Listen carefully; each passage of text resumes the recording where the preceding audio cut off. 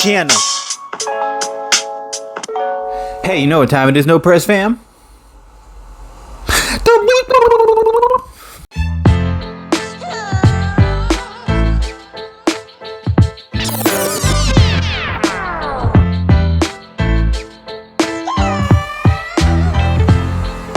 Welcome everyone to another episode of the Beatdown, the segment and channel where two worlds collide. I am your host, Class, and as always, it's a friendly reminder. And as always, as a friendly reminder, if you guys enjoy this content, you know what you guys can do. You can share, you can like, or you can subscribe to our channel. When you guys subscribe, you know what you guys do. You guys continue to make us grow bigger and build bigger. You make us more legit, and the more legit we get, the more greater content we can provide for you guys to enjoy. Now this month is obviously Halloween themed, so we figured we'd start bringing you guys some monsters to enjoy. So I put some two matchups here that you guys might think, I don't know how I feel about this, but let me make the argument for you guys. I'll be representing Marvel Comics Xemnu.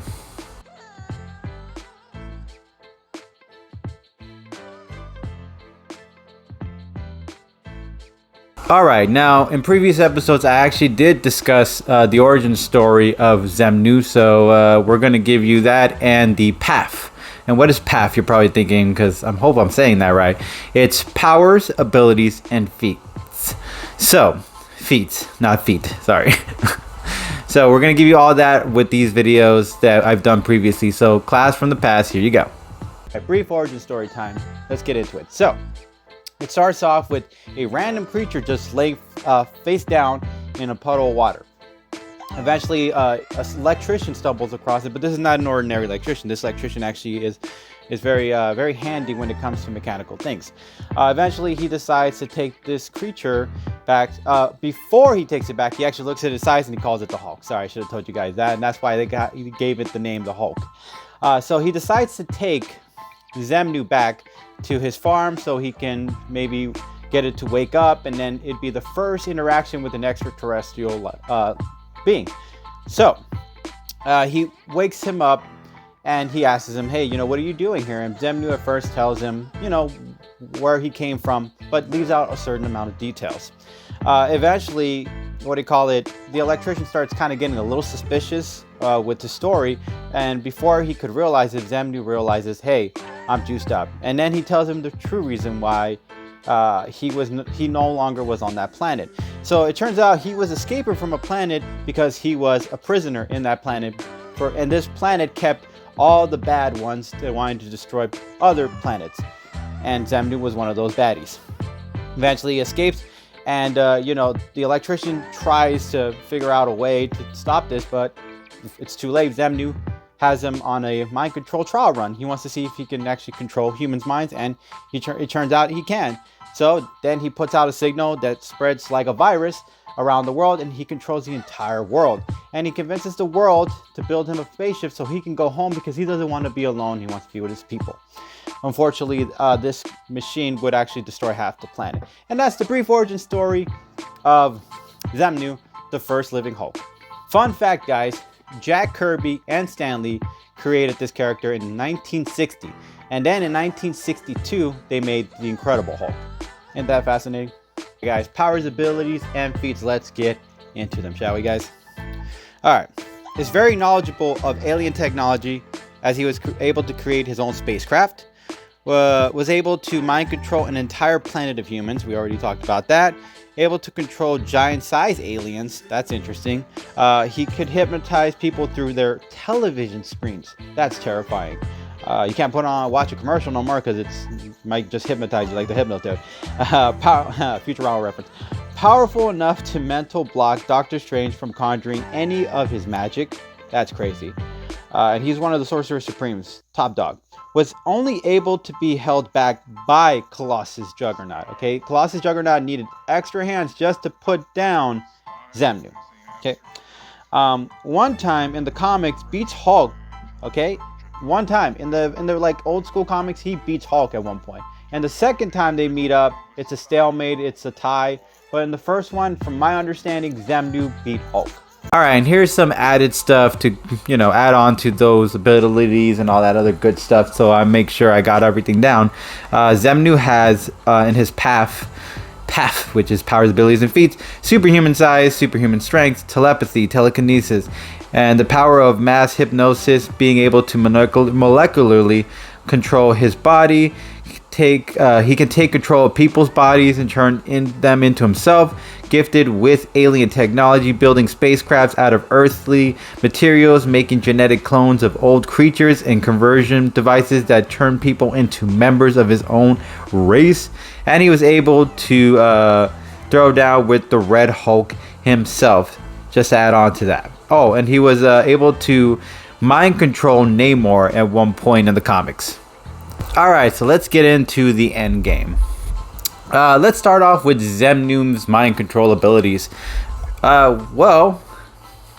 Xemnu has the ability in one instance in the comics to control some monsters. I don't know if I added into the feats in this one, but in one scene in the comics, when Xemnu wasn't feeling like he could take Hulk anymore, he decided to mind control other monsters from other, I don't know if it's dimensions or other planets, but he did from other realms that were giant monsters to fight in his bidding or defend him in the meantime, controlling them obviously to fight against the Hulk. But the fact that he was able to do that means that there's a possibility he could bring other aliens or other dimensional creatures to come to his aid with his abilities to help him against Starro. And now it's just all about, will Xemnu be able to overwhelm him with the giant monsters that are coming his way? And the other argument that could be said is also the Xemnu's mind will is much stronger, because he was able to control the entire population of Earth just based on using your television set. So I do believe that there is a very good possibility he could get members like from both worlds, since this is a crossover from Marvel and DC. I would say the Avengers or the Justice League. I mean, the Justice League was able to beat Starro a couple times here and there. Even the Suicide Squad, I believe, beat Starro at one point. He could also bring the Avengers into the squad. So Avengers and the Justice League helping. And in one comic, Starro had to face them again. I think don't know if he faced them both at the same time, but he did face the Avengers. So if he had to face the Justice League and the Avengers at the same time, with Xemnu's mind control controlling all of them, yeah, I don't think he'd stand a chance against Starro. Wouldn't stand a chance against all the members plus Xemnu's massive strength. Nah. A couple other things. We're sleeping on his strength and his intellect. Okay, this man was able to match blows with Hulk every now and then, and Hulk was able to hold tectonic plates. Okay, and Hulk was able to hold a giant size like boulder or a continent over his shoulders while trying to get the other Avengers out in the meantime, or just to even hold it is incredible. So if he was able to throw down with Hulk occasions and win one or two fights against him, I do want to say that his massive strength could actually put some damage into Starro, especially if Xemnu decides to go for a direct hit with his mass force hitting a shot at Starro's eye. I don't think Starro's going to be able to not to feel that coming with an impact, because Xemnu's force is pretty damn strong. He was the first Hulk. I do believe he's a very, very strong, formidable foe to go against. Now let's talk about his intellect. You're probably thinking, okay, well, yeah, we already got the mind control. No, we're also needing to talk about the fact that he was able to create things from earthly materials to make spacecrafts. On top of that, things to create his own race, and he was able to switch his body into another thing. If he wanted to, he could switch his body, maybe even one point in the fight if he wanted to, out of desperation, probably into Starro. That would be kind of crazy, right? I mean, I don't know if it's a possibility, but it's a 50-50 shot he could do that. That's a big risk. But the technology thing is what I'm talking about. Alien technology he was able to make out of thin air. I think that in a fight against Starro, he could create some kind of massive weapon to maybe an energy blast or something, a photon blast, anything that could really put severe damage. His alien technology could do some damage to an alien like Starro, because Xemnu is no ordinary genius intellect. It's not earthly. He's been in vast knowledge of planets, so he knows what he's doing when it comes to using certain materials to make greater weapons. I do believe he could create a weapon at that moment, and a weapon strong enough to hit Starro and do some severe damage or some dents to the big giant starfish. Alright, so how I would think Xemnu would end this fight. So let's talk about it. I think Xemnu could summon the monsters, giant monsters. He can summon the Avengers, the Justice League, everybody, because he has that massive amount of power to do so, to go against Starro. Now, that's kind of a distraction and open window, because Starro might be able to mind control them back at some point.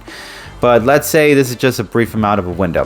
Xemnu, all he needs at that moment is to be able to build some kind of tech, and he can get some assistance because he has the ability to have some people help him out, to mind control them into helping him, and then create a device, an alien tech device, to be able to do some damage to Starro. And at the same time, the team is keeping them occupied. At some point, Xemnu finally uses his alien tech weapon to put a blast onto Starro. Maybe he doesn't punch a hole into him, but maybe it does do some kind of pain or weaken state to Starro, where Xemnu can go in with his massive brute strength and just go jump real sky high through one of those really massive swinging headshots or something right into his eye, and boom, put Starro down for a moment. Again, after that, like, let's say the alien technology, or fighting in a massive amount of teams, along with an alien technology that shot you with a massive blast, along with a massive force being hit at you, I think at some point that's gonna at least put Starro at the KO. Maybe he doesn't go out officially like RIP, but he does get KO for sure, considering all the massive amount of obstacles he has to go against before Xemnu decides to give him that one massive force hit to end the game and claim victory.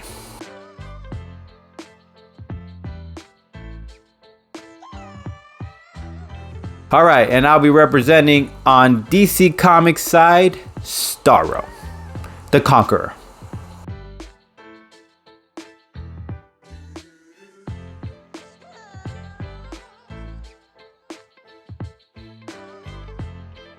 Alright, so let's get into the brief origin story of Starro. I know, I said that all weird. And this is an interesting one because there's like different interpretations of the origins, but let's go with this one.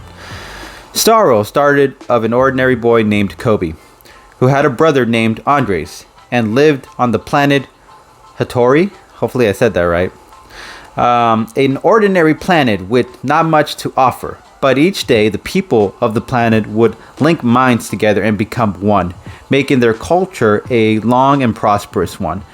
Until one day, their planet gets visited by a mother star carrying giant starfishes who began latching tiny ones onto them and mind controlling them immediately into slave labor.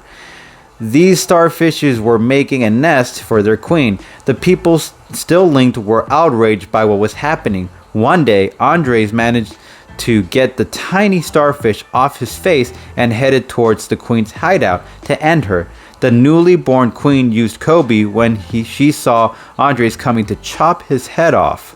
So she used Kobe to mind control to cut his own brother's head off. This pain of ending his brother gave him the strength to rip the starfish off his face, in the process ripping his flesh off his face and then getting a hold of the new queen. Merging with her, he was able to harvest the slaves' minds and from it obtain more power, becoming bigger and eventually forgetting who he once was. Let's get into Starro's path. Path being powers, abilities, and feats. I'm going to keep repeating what it is so that way you guys get familiar with this, so that one day I don't have to say it anymore and then you guys already know what it is. Okay. So let's get into the powers, abilities, and feats. We got bulletproof and almost nothing can penetrate his skin.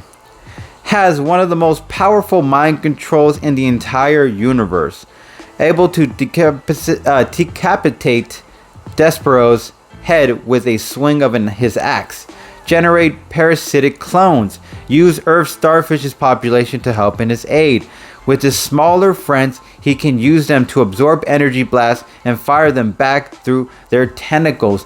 Starro has conquered 9 planets on his own, fought off the Black Lanterns, fought the team up of the JL, and that included the JLA, and that included Martian Manhunter, Wonder Woman, the Green Lantern, the Flash, and Aquaman. Fought also at some point a version of the Suicide Squad. Starro in a crossover event with DC and Marvel faced off against the Avengers. That list includes, get this, okay? And this is from the cover art from the art that I saw. Captain Marvel, yeah, Captain America, Iron Man, Quicksilver, Wasp, Scarlet Witch, Thor, sorry, just to name a few.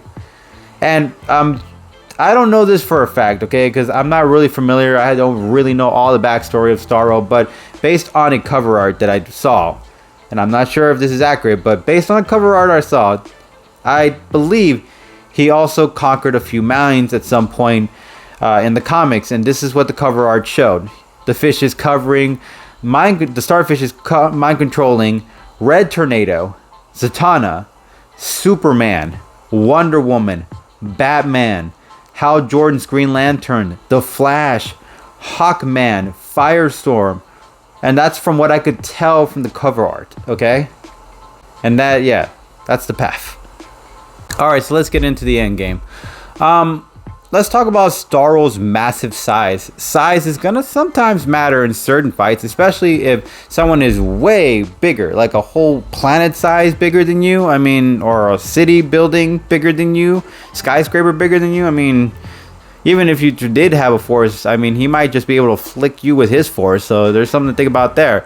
Another thing is that let's say these guys battle out in a mind control situation where they try controlling each other.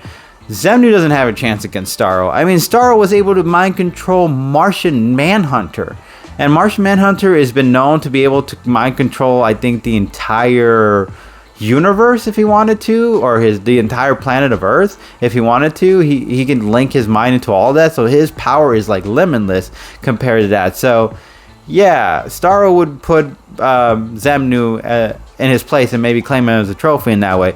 Another thing to also argue is that Starro has conquered 9 planets. I don't think Xemnu has conquered 9 planets. I don't think he's conquered 1.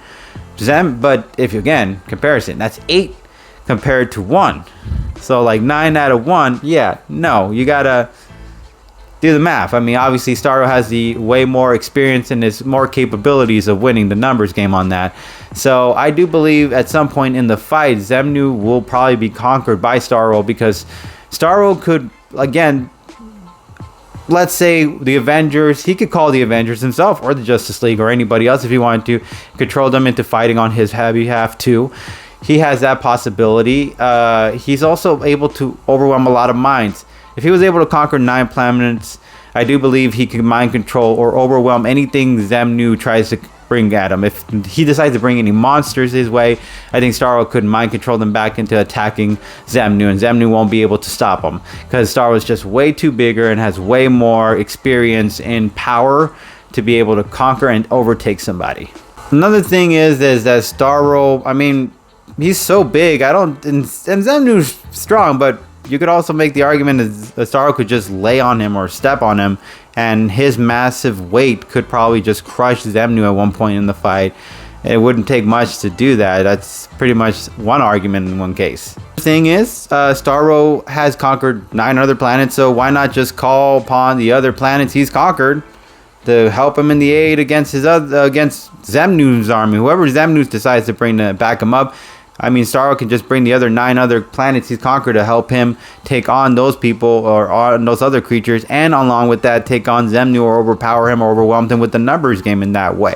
I think the final point I'll make is, if we wanted to flip the script and use the real wild card, there was a version where Starro had the red ring. I mean, if he puts that puppy on, and yeah, it's over. Xemnu has no chance. If Starro has the mind control and the red lantern ring in his corner, there's no stopping him after that. It's game over. Xemnu, no matter how strong he is, isn't going to be able to do a dent, and his mind control isn't going to do nothing against the cosmic energy that is a red lantern's ring construct. So yeah, I'm sorry to say, yeah, or not sorry to say, I guess in this essence, that Starro has this one in the bag.